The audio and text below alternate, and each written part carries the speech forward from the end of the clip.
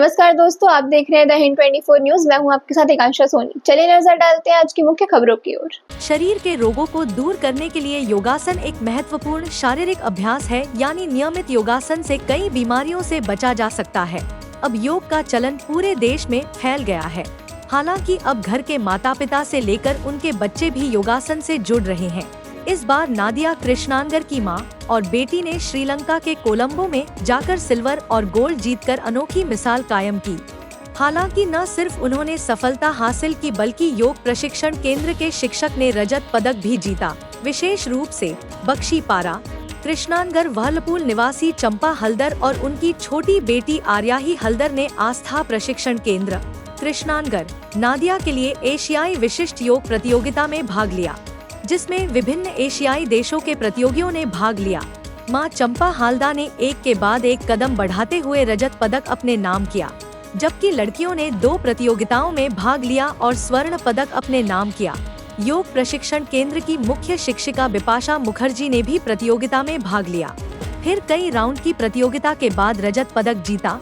दूसरे शब्दों में, एशियाई विशिष्ट योग प्रतियोगिता में नादिया के ताज में नया पंख लगा है। रजत विजेता मां चंपा हल्दर ने कहा कि इस प्रतियोगिता में भाग लेने के दौरान उन्हें कई समस्याओं का सामना करना पड़ता है। एक तरफ उन्हें पैसे की जरूरत होती है और दूसरी तरफ उन्हें परिवार के समर्थन की जरूरत होती है।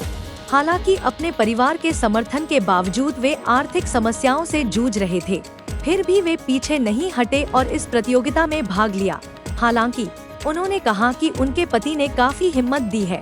प्रशिक्षण केंद्र की प्रधान शिक्षिका बिपाशा मुखर्जी ने कहा कि योग एक साधना है, यानी सफलता की दहलीज तक पहुंचना है तो कड़ी मेहनत करनी होगी। हालांकि नादिया और भारत ने कभी सोचा भी नहीं होगा कि एशियाई विशिष्ट योग प्रतियोगिता में उन्हें इतनी बड़ी सफलता मिलेगी। কোন খেলায় পেয়েছো, কি পেয়েছো? আমি এশিয়া প্যাসিফিক যোগাসন কম্পিটিশনে শ্রীলঙ্কা কলম্বোতে পেয়েছি। কি পেয়েছো? ডিস্ট্রিক্টে একটা গোল্ড মেডেল এবং ট্র্যাডিশনাল একটা। বাড়ির লোক কতটা খুশি? বাড়ির লোক অনেক খুশি। কি বলছে তারা? আরো যোগানে অনেক দূর এগিয়ে যেতে। মা বাবা কতটা খুশি? অনেক। আর ম্যাডাম কতটা গাইড দিয়ে শেখায়? ম্যাম অনেক। ম্যাম কি বলছে ম্যামের পক্ষ থেকে? ম্যাম বলছে যে আরো প্র্যাকটিস চালিয়ে যেতে, ভালো করে করতে। ভবিষ্যতে কি ইচ্ছা আছে পড়াশোনার পাশাপাশি? যোগা নিয়ে অনেক দূর এগিয়ে যেতে। কিসে পড়ছো? ক্লাস 1। তোমার নাম?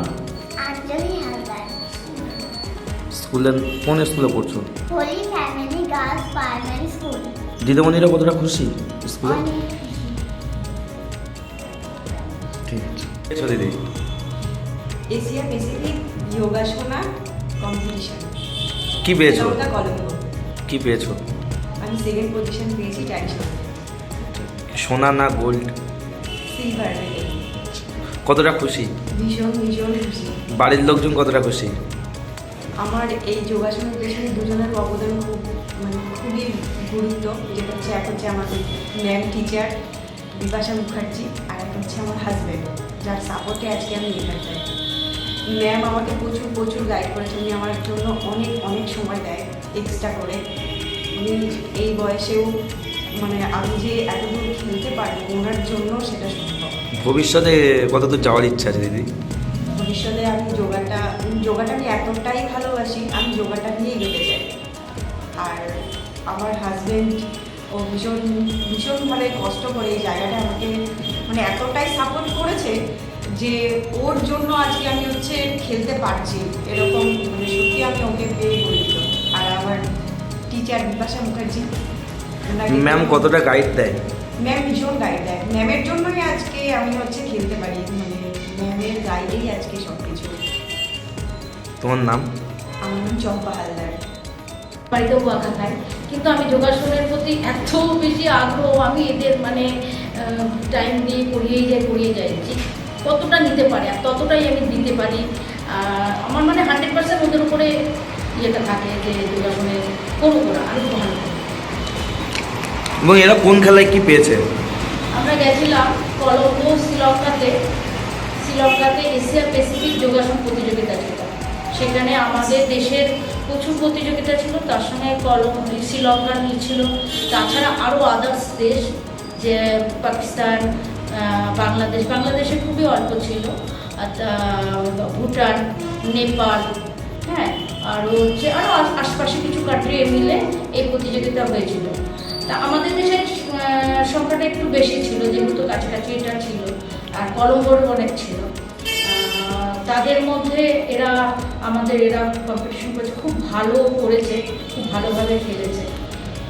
এদের কতটা খুশি যে এরা নিয়ে এসেছে, বা কতটা আপনি খুশি? খুশি তো অনেকটাই, কিন্তু আমাদের সবচেয়ে দুঃখের ব্যাপার হলো আমরা এই যে কম্পিটিশনটা করি, আমাদের খুব আর্থিক ব্যাপারটা খুব কষ্টের করে আমরা মানে এই টাকাটা জোগাড় করি। কেউ আমরা বন্ধক দিয়ে, সোনা বন্ধক দিয়ে, কেউ ম্যাচুরিটি যেগুলো আছে সেগুলো ভেঙে, যেমন আমার স্টুডেন্ট, ওরা যখন গেছে ওদের যে জমানো টাকা ফিক্সড ডিপোজিট ভেঙে ওরা গেছে, আমি আমার সোনা বন্ধক দিয়ে গেছি। কিন্তু এই যে টাকাগুলো আমরা যে খুব কষ্ট করে জোগাড় করে যাচ্ছি, কেন আমরা কোনো হেল্প পাই না। আমরা আরও অনেক কিছু করতে চাই, আমরা দেশের নাম উজ্জ্বল করি, কিন্তু আমাদের জন্য কেউ যদি একটু সামান্য একটু হাত বাড়িয়ে দেয় তাহলে খুব ভালো হয়। এরা এই যে গেছে, তারা এতটা কষ্ট করে, তাদের পরিবারের প্রতি কতটা আপনার সমবেদনা বা কতটা কি রয়েছে? ভীষণ সমবেদনা আছে, তার কারণ হচ্ছে এই যে আমার দুজন আমি বাচ্চা এবং তার মাকে নিয়ে গেছি, তার স্বামী খুব কষ্ট করে টাকাটা জোগাড় করেছে, মানে ফিক্স তো ভেঙেছে, তা উপরন্তু লোকের কাছে টাকা ধার করছে। মানে আমাদের প্লেনের মাঝখানে আমাদের যে ট্রেনটা খুব লেট ছিল বলে আমরা চেন্নাই থেকে আমাদের ফ্লাইট ছিল, আমরা ধরতে পারবো না, সেই হিসাবে আবার একজনের কাছে টাকা ধার করেছে, কেন আমার বাইরে টিকিট কাটতে হবে। মানে এরকম করে সেম আমার ক্ষেত্রেও তাই হয়েছে। মানে যে আমি এই মুহূর্তে আমরা সবাই কিন্তু এখন মানে ভীষণ বাজে কন্ডিশনে আছি এই টাকা পয়সা নিয়ে। সরকারের কাছে কতটা কি আবেদন জানান?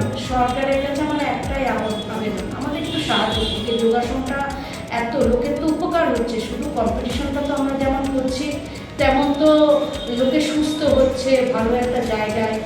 এই ক্রিকেট টিকেটের উপরে যেরকম এদের দেখাচ্ছে যে এতটা টাকা পয়সা খরচ করছে, আমাদের উপরে করুন না, আমাদের ছেলেমেয়েরা তো যাচ্ছে ভারতবর্ষের নাম উজ্জ্বল করছে, আমাদেরও একটু দেখুন। যেখানে প্রধানমন্ত্রী তিনি স্বয়ং বলছেন যে জীবনের জন্য, জীবনে বেঁচে থাকার জন্য যোগাসনটা খুব দরকার। হ্যাঁ, যোগাসন করুক, এরকম আমাদের উনি জানেন, বা আমাদের প্রত্যেকটা খেলোয়াড় কিছু করার আগে কিন্তু যোগাসনটাই করে। যোগাসন না করলে সেটা আগিয়ে যাবে না। যোগাসন একটা আমাদের দেশের যে অবস্থা কন্ডিশন, তাতে আমাদের যোগাসন প্রত্যেকের করা উচিত, না হলে সুস্থ আসবে না, সুস্থ মানসিকতা আসবে না। যোগাসন করলেই একমাত্র সুস্থ মানসিকতা আসতে পারে, তাছাড়া কোনো কিছুতে আসতে পারবে না। ডাক্তাররা সবাই বলছে যোগাসন করুন। তা এই ক্ষেত্রে আমাদের ছোট ছোট যে সংস্থাগুলো আছে আমরা যে যাচ্ছি, তাদের একটু সরকার থেকে সাহায্য করা উচিত। সাধারণ মানুষকে বা দেশের মানুষদের উদ্দেশ্যে কি বার্তা দেওয়া? দেশের মানুষদের উদ্দেশ্যে একটাই দেবো, তারা ডাক্তারের কাছে না গিয়ে যোগাসন করুন। যদি যোগাসন করে তাহলে নিজের শরীরকে ফিট রাখতে পারবে, ইমিউনিটি বাড়বে, একটা সুস্থ জীবন করতে পারবে, সুস্থ সমাজ করতে পারবে। আর আমাদের দেশের হচ্ছে এটা হচ্ছে এই যোগাসনটা আমাদের দেশেরই জিনিস, আর এই দেশের জিনিস আমরা বিদেশের লোকেরা নিচ্ছে, সেখানে বিদেশে সবাই এসে যোগাসনটা করছে, তাহলে আমরা দেশের লোক কেন করবো না? আমাদের দেশের মনীষীরা এইগুলো দিয়ে গেছে, আর এই যোগের মাধ্যমে আমরা অনেকটা এগিয়ে যেতে পারি সমস্ত কিছু দিক থেকে।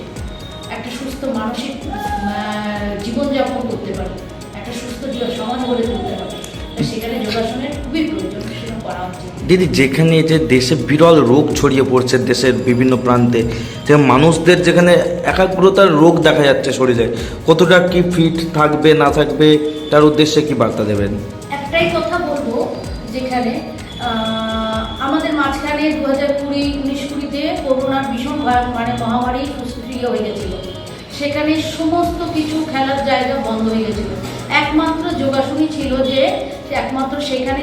ऐसे ही तमाम खबरों के लिए जुड़े रहिए द हिंद 24 न्यूज के साथ।